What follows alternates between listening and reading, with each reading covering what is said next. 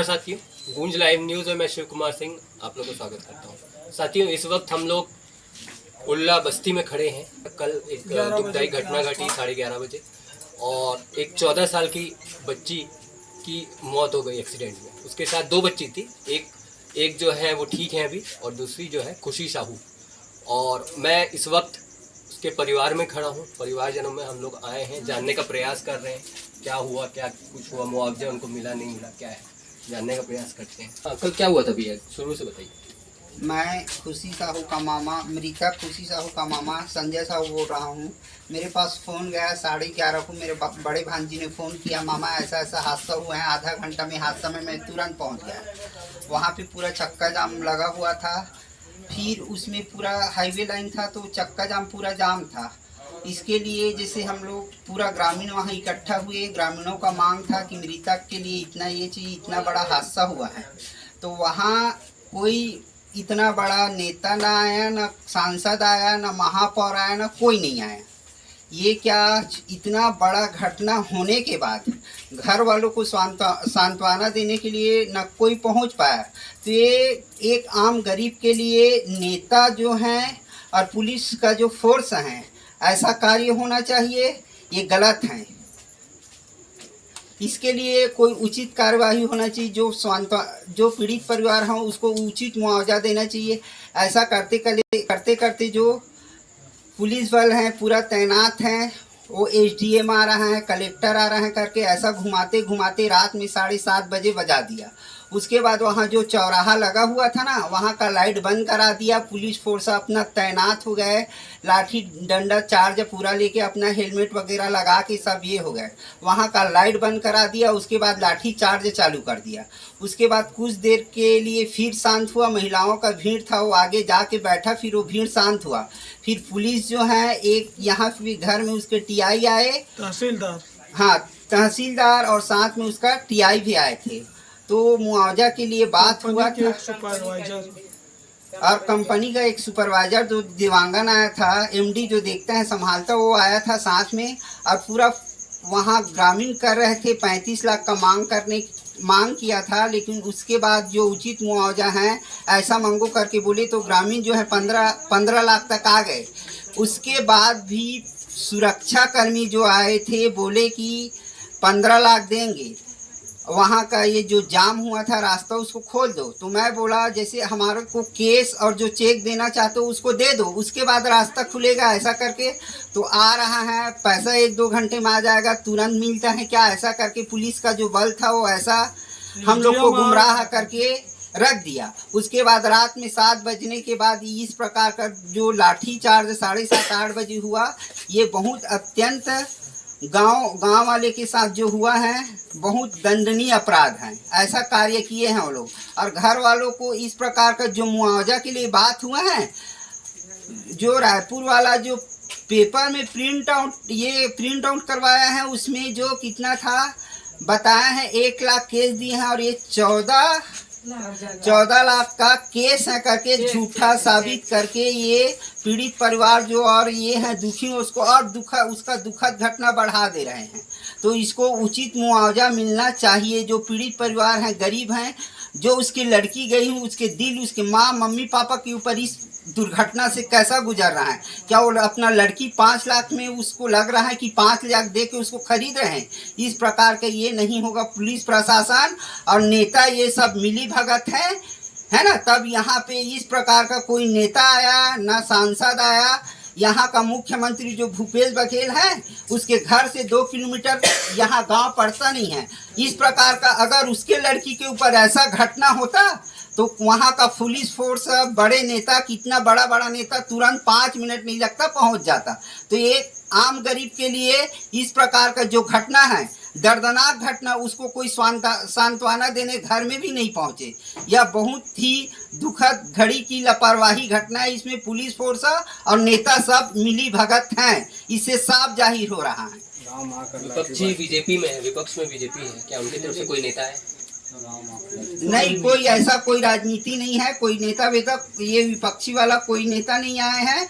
ये आम जनता का मांग है, जनता का ये होना चाहिए। इसके अलावा रात को क्या हुआ था? रात को भी गश्त लगाई थी पुलिस, तो उसमें घरों में भी लोग थे, कुछ उनको मारा था। घर में जो समझौता घर में जो समझौता होने के बाद हमको 1 लाख का केस दिया, 4 लाख का चेक दिया। उसके बाद घर से बाहर जैसे ही पुलिस बाहर हुए, जो पैसा वैसा देने के बाद वो ब्रिज के अंदर ही 200 पुलिस पहले से तैनात कर दिया। गांव वाले कुछ बोले या नहीं बोले, फिर वो जबरदस्त लाठी डंडा बरसाना चालू कर दिया है। खुशी साहू की माता जी हूँ। मेरे बेटी का इतना दर्दनाक घटना हो गई, इतना दुखी हूँ, मैं संभाल नहीं पा रही हूँ अपनी बेटी को। 3 बच्ची है और 5 लाख में उन लोग खरीदना चाहते हैं। मैं 5 लाख में क्या करूँगी? जो 15 लाख का मुआवजा है वो देने की ये करे। इतना ही बोल सकती हूँ, मैं ज़्यादा नहीं बोल सकती। आगे कुछ, अगर आगे कुछ वो नहीं देते तो आगे कुछ आपकी मांग? रोड में जो घर वाले कोई पहुंचे नहीं है, लेकिन वहाँ पर डेड बॉडी उठाकर सीधा हॉस्पिटल पहुंचा दिया। ऐसा क्यों किया? तक में बच्चे जाते हैं, अक्सर दुर्घटनाएं होती हैं, उसको लेकर के आप लोगों ने कुछ मांग रखी है? मांग ये है कि सड़क चौड़ी होनी चाहिए और सड़क के आसपास ट्रक जाम, मतलब ट्रक खड़े नहीं होना चाहिए। रोड मतलब क्लियर रहना चाहिए और हमारा जो अंडर ब्रिज बनने का है वो भी जल्दी से जल्दी बन जाए। ट्रैफिक पुलिस सिग्नल भी वहाँ पे होना चाहिए। छोटा छोटा बच्चे लोग साइकिल से आते जाते हैं, उन लोग को परेशानी होते हैं। डंपर वाले लोग ऐसे कट मार मार के चलाते हैं, बच्चे लोग डर जाते हैं, गिर जाते हैं रोड में। और वहाँ ना ट्रैफिक पुलिस नहीं है, ना कहीं ब्रेकर नहीं है, और वहाँ 2 दुकान है, वहाँ भीड़ हो जाती है, गाड़ी इधर उधर खड़ा कर देते हैं, इधर डंपर खड़ा कर देते हैं। आने जाने वाले लोग को परेशानी होता है।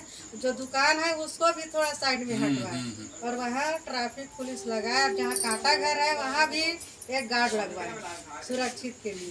क्या इतना बड़े बड़े बच्चे लोग साइकिल से जाते हैं, छोटा जाते हैं वहाँ। सारे बच्चों लोग का स्कूल उसी तरफ है क्या?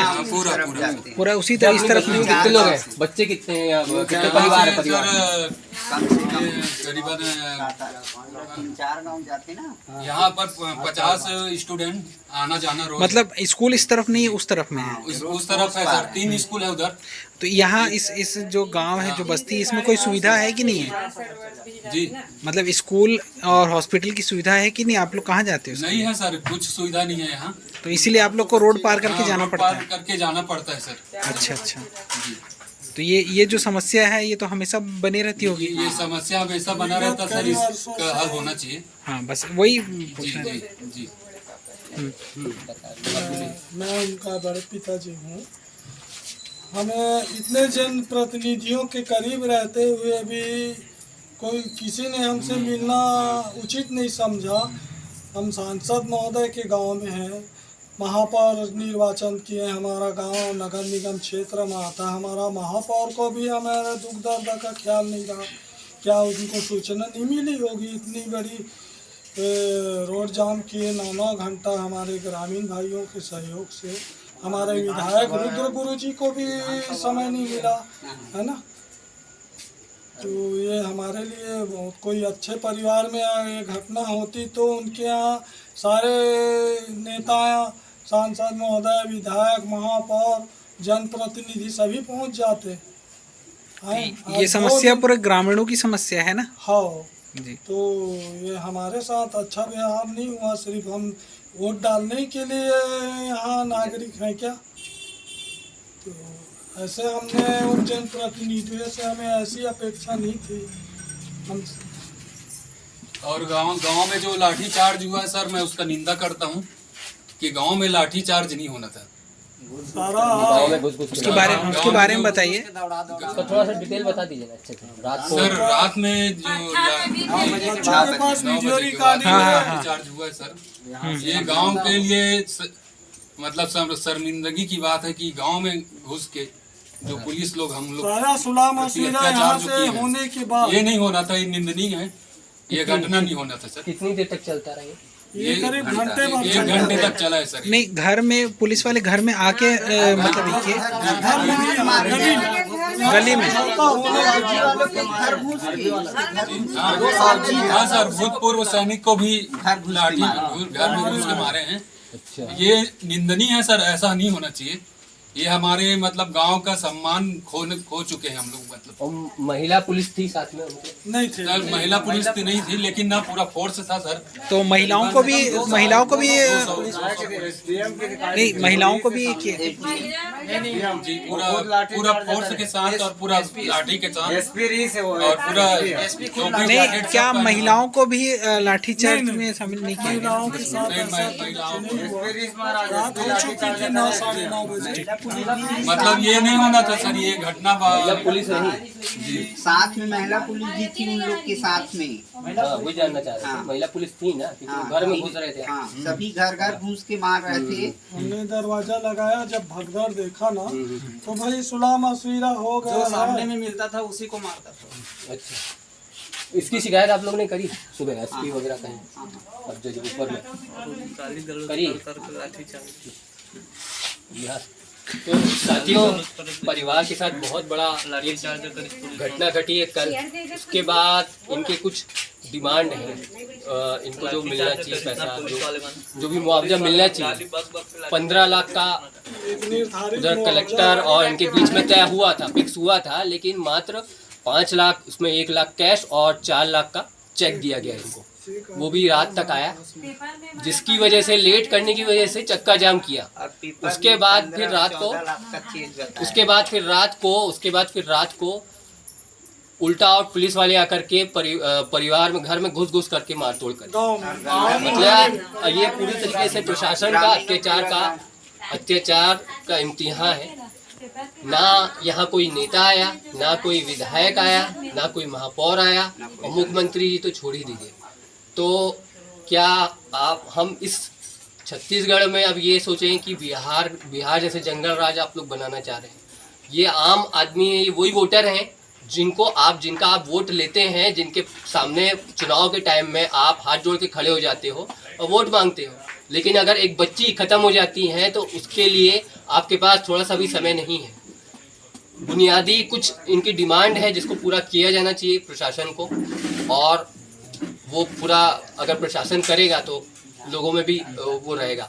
दूसरा ये है, दूसरा यहाँ के जो गांव है, यहाँ से 40-50 बच्चे जाते हैं, यहाँ कोई स्कूल वगैरह नहीं है, हेल्थ का हॉस्पिटल नहीं है। यहाँ पर उधर साइड में अगर जैसे पार करते हैं रोड के स्कूल के लिए, 3 स्कूल हैं, शासकीय स्कूल है, वहाँ जाना पड़ता है, जिसकी वजह से डिवाइडर की वजह से बीच में एक्सीडेंट का भय हमेशा बना रहता है। तो प्रशासन को इसको भी देखना चाहिए ताकि आगे में इस तरह की घटना दोबारा ना घटे। तो ये जो परिवार के साथ जो घटना घटी है उसके लिए तो काफ़ी प्रशासन को जो करना चाहिए वो करना चाहिए। अभी के लिए फिलहाल मैं शिव कुमार सिंह, मेरे साथी कैमरामैन साथी मजहर खान के साथ, नमस्कार दोस्तों।